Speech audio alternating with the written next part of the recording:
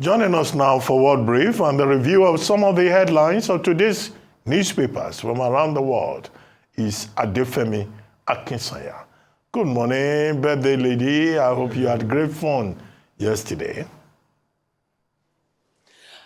It was a lovely day. Thank you very much, Dr. Ruben. I'm looking forward to celebrating with you all as well. Good morning to you, Rufai. Good morning to you, Bimbai. Hope you're all doing well. Let me tell you about what is happening around the world. As we just saw in that great montage of the highlights over the course of the week, naturally, one of the biggest stories around the world is looking at Donald Trump's administration and who he is going to put into senior positions. Just yesterday, we were talking about the fact that a high-ranking House of Representatives member, Elise Stefanik, she was being touted as Donald Trump's choice for U.S. ambassador to the United Nations. And it's likely that that's going to be the case, even though we're also hearing that Donald Trump is trying to lean on this new power he has with a very friendly Republican Senate and trying to circumvent going through the Senate to affirm and to confirm his choices for appointments. Essentially, he's just trying to get them over the hill without any cause of delay. That being said, some Florida names are being touted as people that Donald Trump is looking specifically at. Now, firstly, we have Florida Senator Marco Rubio.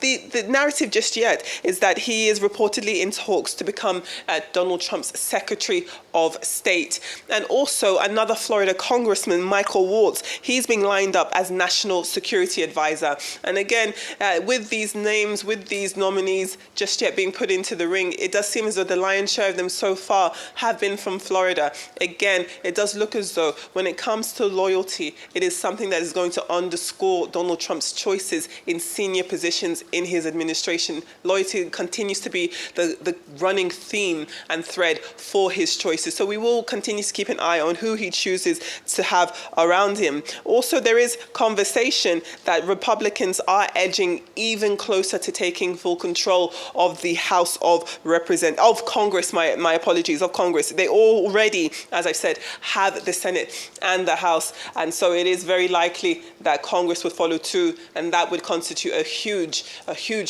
clean sweep for Donald Trump's administration. So we will, again, also be keeping eyes on that. Meanwhile, you'll remember that during Donald Trump's campaign, he talked a lot about the prospect of pardoning January 6 convicts should he be re-elected back into office.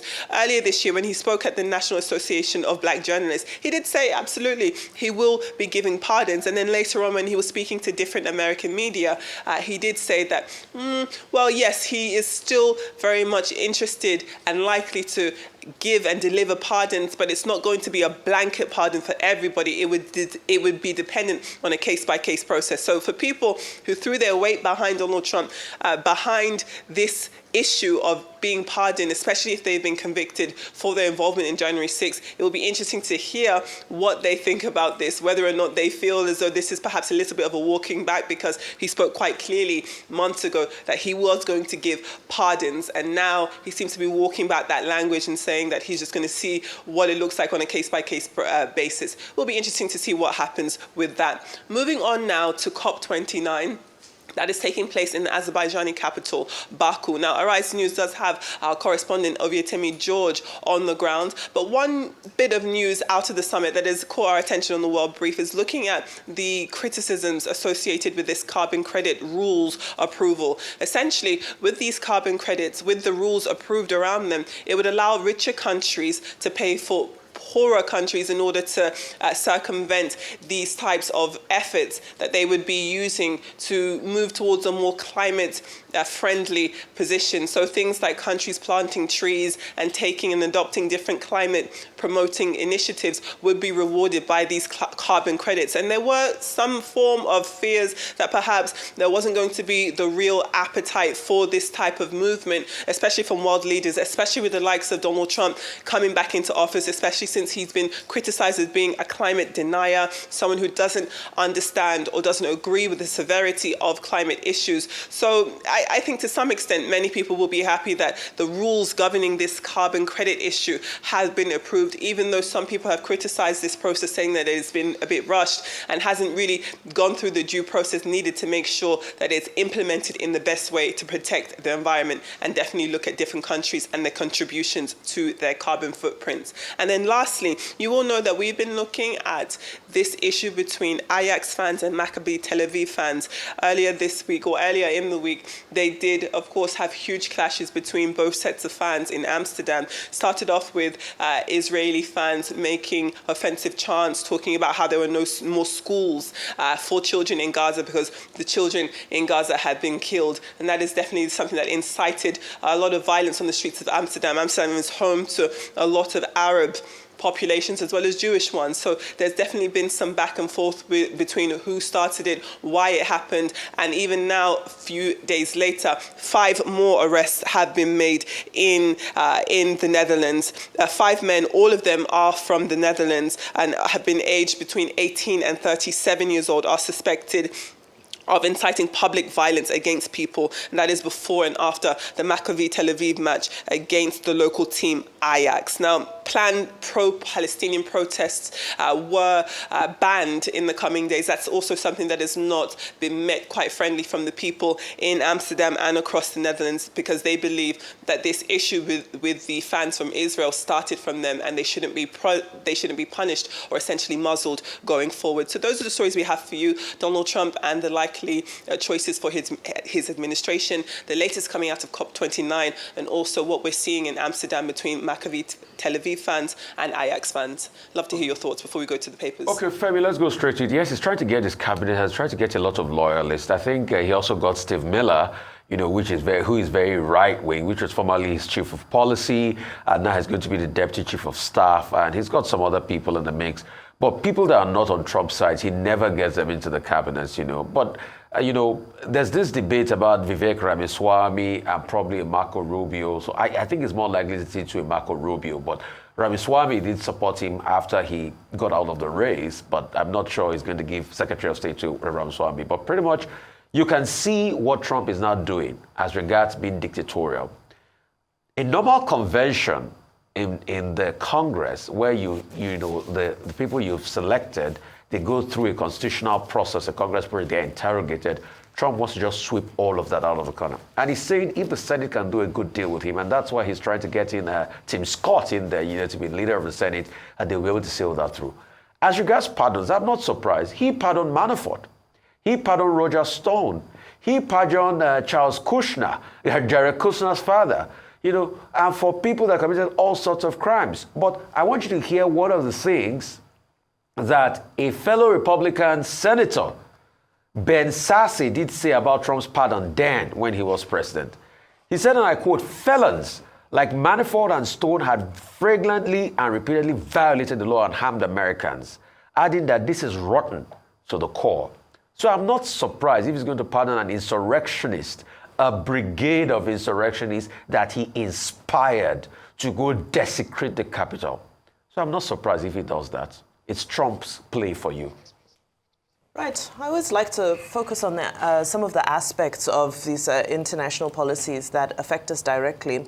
And a massive appointment was made yesterday, which is that of Tom Homan as the border czar. Of course, he's the former ICE director. And what we do know about him is that this man loves deportation. That's his, I feel, Tom Homan's solution to every immigration problem is deport, deport, deport. Of course, we did expect this based on Donald Trump's campaign. It was a very big talking point, a very big policy point. And we know immigration was a massive pull for voters. But I think he's kind of solidified that with his choice for the border czar. And this is a man who has said in the past, you remember there was a controversy during Donald Trump's last presidency about families being separated because of deportation, where part of the family is legal and the other part is illegal. And this is a man who said that, well, I have a solution from separating families, just deport the whole family. So, this is, of course, a piece of Trump administration policy that affects the world directly, especially, here in Nigeria, where we know we have so many people who are migrating back and forth. Lesser, I feel it impacts us lesser than it would impact the Latino world, because they're really looking at the guys who are jumping the border from Mexico, the guys who are swimming in into America and so forth. However, of course, I know a lot of people have been anxious about what's going to happen with regards to the issuance of visas. Trump has sort of been, he's been optimistic about the fact that, well, you know what, if you go home and you apply and you come to America legally, you're more than welcome to be here. There was a video circulating. I was unable to verify its authenticity, but I believe in that video he was saying that if you're an international student and you complete your program, then you should be entitled to a green card upon graduation. They're trying to clean up the mess. The choice of Tom Homan has confirmed that deportations are going to happen on a very large scale. However, we still stand to see how friendly he's going to be with regards to the visa process for those who are coming into the country legally. Well, the election is over, won and lost in the United States, and now you have President Trump, to emerge officially on January 20, 2025. Now, beyond the elections, what you have on the table is the politics of power. And that's what he's playing out. He has made it very clear that he will only appoint his loyalists, and he will be fair to people who have been loyal to him. And that's the pattern that we have seen. He will employ his own likes anyway. You don't expect that he would recruit those he refers to as enemies within. To what extent would Trump be vindictive or vengeful or, fascist? That remains to be seen. The second point is that I see, and I'm amused by certain similarities with Nigeria. In the past 2 days or so, I've been talking about how, Palm Beach has been taken over by loyalists, all of them looking for FaceTime. Of course, some of them will succeed and get appointed. But the people who really have to worry are people in the federal civil service. During the campaigns, Donald Trump made it clear that civil servants are the people supporting the deep state. And that when he gets in there, he's going to do many things about them. Already, Department of Education, I think, he's saying he will scrap or whatever. He will probably scrap more things. And the overwhelming majority that he got and the support of big money in America that he also got, will further embolden him. But the major challenge is on the international scene. And that takes me quickly to the conference in Baku, Azerbaijan, which is going to run for the next 2 weeks. Now, the big subject there, and it's a controversial subject, is about climate funding, climate mitigation, climate adaptation, and the basic principle stated in Article 6 of the Paris Climate Accord. Article 6 says, basically, that countries that are responsible for emissions have a responsibility to help other countries that suffer, particularly developing countries, vulnerable and poor countries. And that second, the major objective is to reduce carbon emission to pre-industrial range of below 2 degrees Celsius, centigrades, whatever. But America is the biggest offender, is the biggest, major polluter of the world.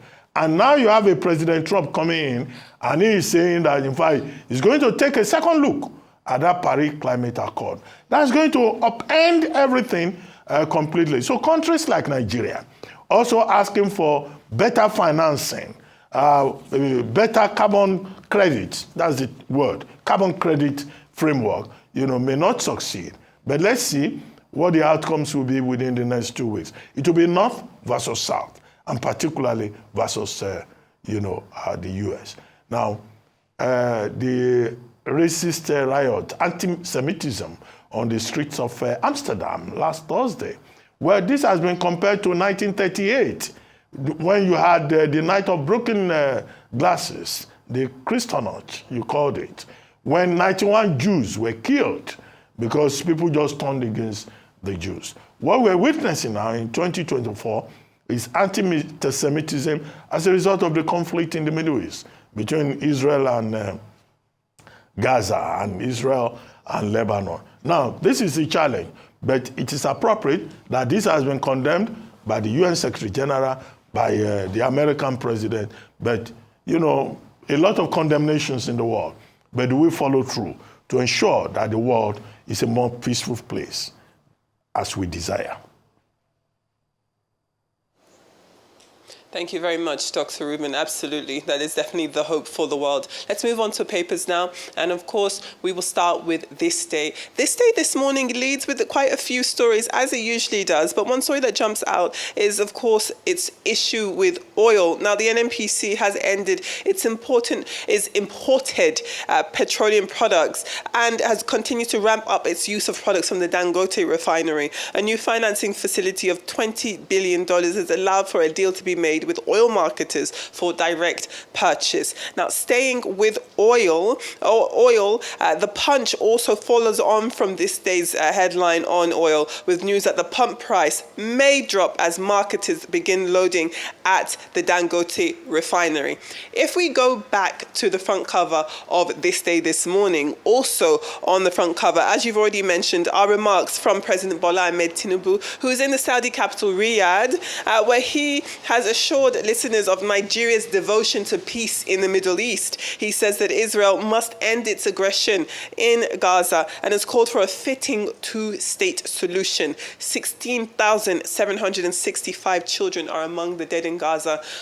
Just a humanitarian crisis all the way around. Now, moving on from This Day, if we take a look at the front page of the New Telegraph and the Vanguard, both report on the Manufacturers Association of Nigeria, stating that its unsold manufactured goods inventory has reached a record of 1.24 trillion naira. That is its unsold inventories. It has increased by 357% in the first half of 2024. Now, MAN, the Manufacturers Association of Nigeria, attributes this sharp increase to the declining purchasing power in the country caused by escalating inflation, subsidy removals, and the naira devaluation. It has also disclosed in its latest report on the country's economic performance the same thing. Now, businesses are clearly likely to be affected by this and, of course, are going to face business closures and a decline in activity. It is clearly a very serious and bleak situation looking ahead to what we have coming up in the future. And then if we look at The Guardian, it's still unfortunately a lot of bad news today. The Guardian leads with healthcare is on life support in Nigerian hospitals. These hospitals, according to this report and according to many things that we've seen, are continuing to buckle under the power crisis. Hospitals are spending 60 million naira every month on diesel for their generators, and unfortunately are having to transfer those costs to patients who are already paying through the ear when it comes to medical care in Nigeria. Now, hospital staff are also, according to this report, being forced to use their mobile phones for light as surgery delays continue, and they are calling clearly on electricity distributors to prioritize hospitals, especially because of the crucial work that they perform. And clearly, when it comes to this grid crisis, electricity crisis, it is hospitals that are bearing the brunt of this issue, and citizens at large too. If we move on to African papers now, the Daily Nation of Kenya reports on drug trafficking amongst other stories on its front page. Now, despite efforts to prohibit cannabis making its way into Kenya, an investigation has revealed that 22 routes that link Kenya to its neighbors, notably Ethiopia, Tanzania, and Uganda, are underscoring efforts to rid access to illicit drugs in the country. And then the Citizen of South Africa, it reports on the reassurance of the government to the people of Gauteng that it will not let the taps run dry. The plan is to top up the Val Dam and also address the leaking infrastructure that is affecting 46% of its supply. There is a legitimate concern from the people of Gauteng province, that they are running out of water, that they are not, when it comes to water, secure, and they are calling on the government to do something about it. And then lastly, a lot of different British newspapers this morning are focusing on the fact that Gary Lineker, a veteran presenter, former England striker and footballer, will leave his spot as lead anchor on Match of the Day after 25 years. You remember that he did have a dispute with the BBC last year and the year before over pay. He had I don't know if you want to call it him going on strike, but he did step aside, and no one stepped into that void just to show the power and the support Gary Lineker has. But alas, he has agreed to step down from his position come summer 2025. And though he is stepping away from Match of the Day, Gary Lineker will still be leading coverage for the BBC on the 2026 World Cup. Those are the stories on our newspapers from around the world. Okay, I mean, just a lot of those great stories there. I understand we need to go. Well, thank you so much, Vembai. All right, Adefemi, thank you so much. Have a fantastic day.